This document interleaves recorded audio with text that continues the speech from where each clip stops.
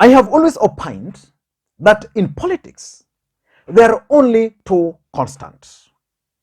The first constant in politics is normally the interest. Anytime the interest of politicians converge, they will always work together.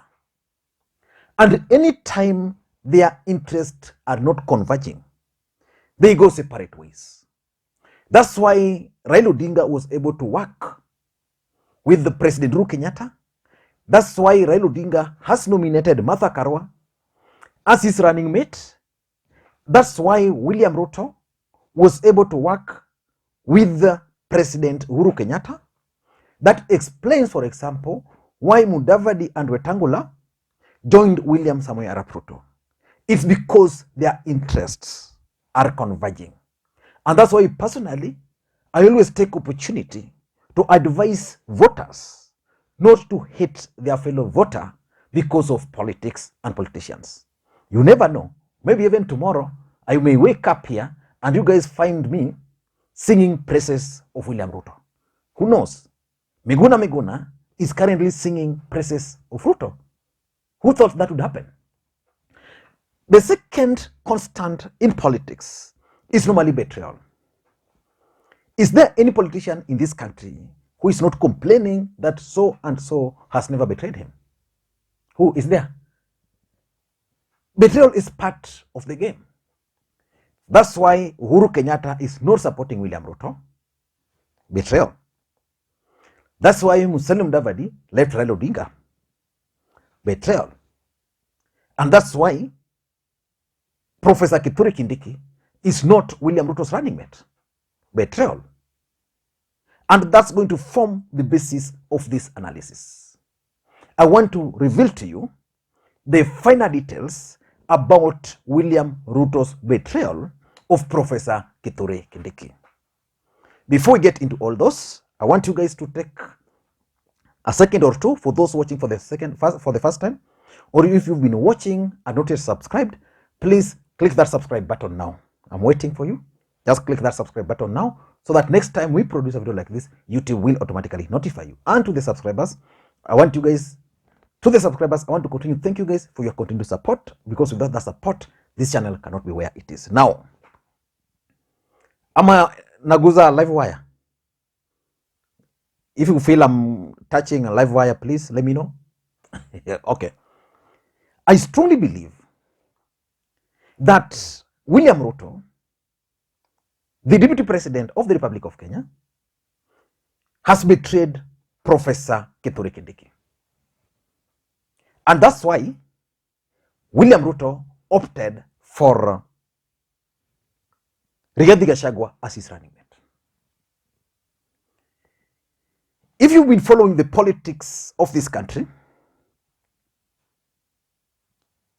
one man has stood with both President Uhuru Kenyatta and William Ruto to an extent that you can't explain.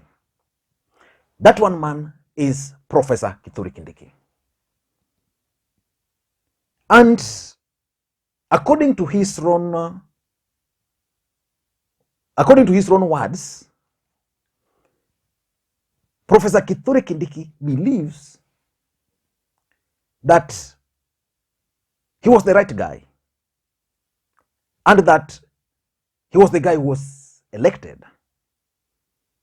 But William Ruto used his personal decision to betray him. And because of that betrayal, in fact, if you followed the day William Ruto was supposed to name his running mate and he postponed, Rigathi Gachagua was seen leaving the venue. But the first guy who left Karen was none other than Professor Kithure Kindiki. And he left Karen driving himself. When Rigathi Gachagua was being unveiled, Professor Kithure Kindiki was not there. Later on, he gave some excuse that he was in church, that the event was supposed to happen after church. Yeah. But to confirm that the guy feels that he was betrayed, he took two actions, which I'm also going to explain further. The first action is that Professor Kithure Kindiki is going to take a break from politics. In fact, after the election, why do you think Professor Kithure Kindiki is going to take a break from politics? He's basically expressing his disappointment. Because this is a guy who was the majority leader at the Senate in the last parliament. Then when elections were conducted, William Ruto replaced him with Kipchumba Murkomen.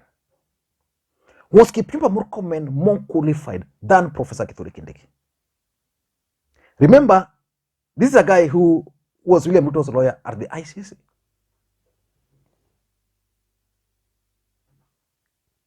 He was coming from the larger Mount Kenya region, and the expectation was that after Uhuru Kumi, it was going to be Professor Kithure Kindiki. This is a guy who wanted to run for the governor of Tharaka Nithi. He had laid the ground. Because from Senate, the only place he could go is the governor.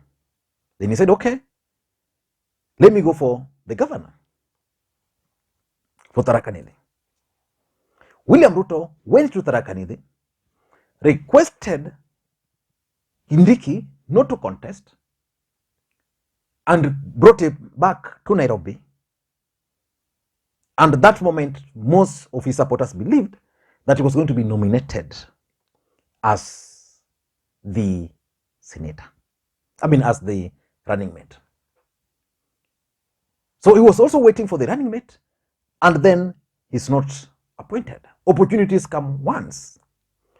So that's why he announced that he's not going to participate in politics again, because there's no any other thing. He can't be the governor, because this was his moment. He can't be a running mate. What else? He also made the second announcement that as much as he's going to retire from politics, he's not going to be available for any government appointment. What does that tell you? Because he's saying he's retiring from 10th of August, a day after the election. So assuming William Ruto wins, what happens? He's telling Ruto that even if you win, I'm not interested. I'm not going to take any appointment. I want to play this clip very briefly before we proceed. Therefore, I want to announce today that my attempt at ascending or being nominated to ascend to a national elective leadership, having failed yesterday, I have taken the decision to take a break from elective politics starting 10th of August 2022. I will use the break to reorganize myself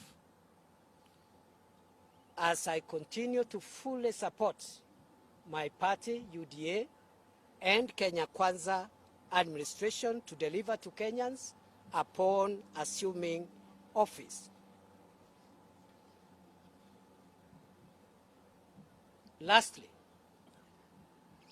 I am grateful to my colleagues in the party, especially the members of parliament, both National Assembly and Senate, who have been a critical segment in this process that I've just explained. They did play a huge role in that process, and I know a good number of them did support my candidature.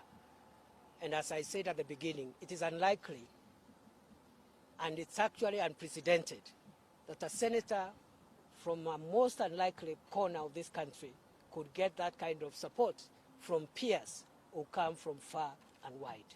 My colleagues, I am truly grateful. And I know, God willing, we will have an opportunity for me to make it up to you one day. And yesterday, Kindiki was on Citizen TV. And he also revealed something which caught my attention. According to Professor Kithure Kindiki, and this has been confirmed by several people, William Ruto and the UDA party decided to use various methods to arrive at the right person to be his running mate. So the first method they agreed on was the opinion polling. Professor Kithure Kindiki won in all those opinion polls in 6 months. So every opinion poll, Professor Kithure Kindiki, they started with the 10 counties from Mountain. Professor Kithure Kindiki expanded it then to the whole country. Professor Kithure Kindiki narrowed it down to Jubilee strongholds. To UDS stronghold, Professor Kithure Kindiki. Once opinion polls were conducted, they agreed, let us move to the next one. Now, electoral college. In electoral college, where members of parliament, UDA supporters were now voting, governors, again, he humiliated everybody. He emerged the top. From there, he moved.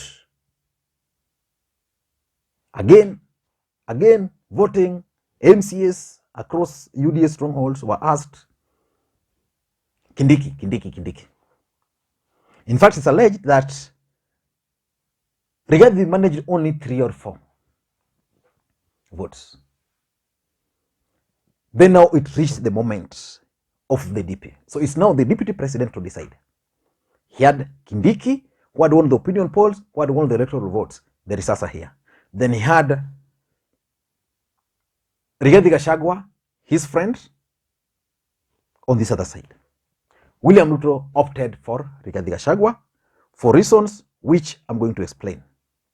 But before I explain those reasons, I want you guys to listen to Professor Kithure Kindiki and to pay attention to his tone. The process is complex for a number of reasons. Because this has not been done for a long time in our country. The process of identifying running mates is a very new phenomenon in our country. So for our party, we used an array of methods. The first one was to try and figure out from opinion polls, those of us that were being mentioned. And so the party secretly, we came to find out later, secretly used opinion polls across the country to find out from our membership, those who are active in politics, who could be considered for running mates. And that's we assume from your statement that you emerged tops, from what you heard. Eventually, yes, and I'm saying there were various opinion polls done even before what happened the last 2 weeks. For the last 6 months, the party has been carrying out polls on this issue unknowingly to the party members. So through that polling and also conversations between party officials and the rank and file of the party, we were identified 6 of us, equally qualified, that is myself, Rigathi Gachagua, Speaker Justin Muturi, Ndindi Nyoro, Alice Wahome, and I think that's it, and myself, 6 of us. And what the party did therefore is to subject the 6 of us to further vetting. And the further vetting included further opinion polls and also electoral college, if you like, using the elected leaders, especially from the region where it had been agreed the running mate will come from, based on a number of things that had informed that decision. So in the polls that were carried out by the party, once the 6 were identified, it is true that I emerged on top. And in the electoral college? And before we go there, these opinion polls were first within Mount Kenya, 10 counties, and also within the 47 counties of Kenya. And in all of them, I emerged top. And the electoral college was also the same. I emerged top. But there were other considerations also. You know, I want to make it very clear that opinion polls and the electoral college were not the only methods that were available, because the selection of a running mate is an extremely personal decision of the presidential candidate. Now, from that, you can clearly agree with me that politics is about interest and betrayal. And why do you think William Ruto betrayed Professor Kithure Kindiki. They are giving 4 reasons. Number 1 is money. Professor Kithure Kindiki is not known to be a billionaire or a millionaire. And I've always stated on this platform that a serious running mate must be able to complement and raise campaign money.